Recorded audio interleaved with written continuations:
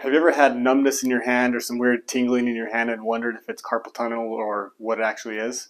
I'm Dr. Wadsworth here at Uintah Spinal Health, and I'm going to share with you what each pattern means for numbness in your hand. Okay, so carpal tunnel is the most common one thrown around.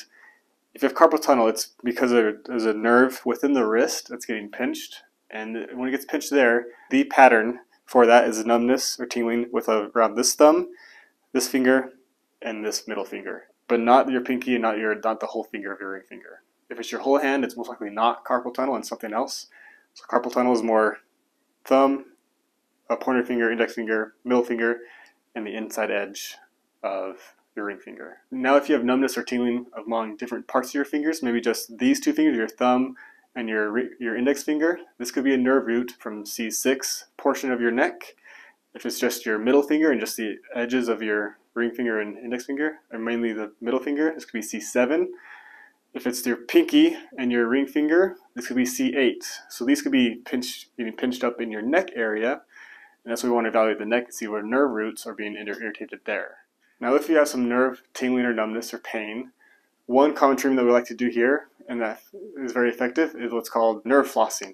So essentially what you're going to do is nerves go from your neck, obviously from your spinal cord, down to your arm and all the way down to your hands. So we're going to evaluate this and imagine that you have your nerve from one end here and one end here, like you have a floss, like you're flossing your teeth.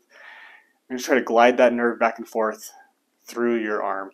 Nerves are, I like to say, are claustrophobic. They like their space. If there's anything that's impeding their space or sticky to them and they're pressed on, then they'll let you know about that, and that's why you have these numbness and tingling throughout your hand. So what nerve flossing does is it helps glide those nerves through to help free them up and to really reduce the irritation to them. So nerve flossing here, you're going to turn your head towards me, and palm going to face away from you, and then you're going to turn your palm towards you and turn your head away. In this position, back and forth.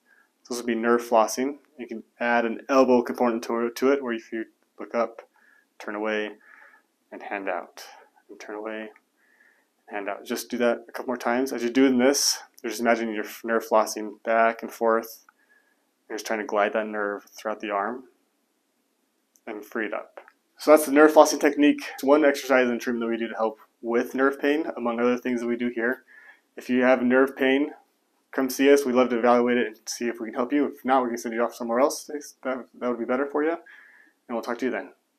Now, if you've been dealing with nerve pain in the wrist or some numbness and tingling in your wrist and hand, and you've tried several different treatments and it hasn't necessarily been getting better like you've wanted it to, we have many other options and a natural way to help treat that we've found good success for situations like this.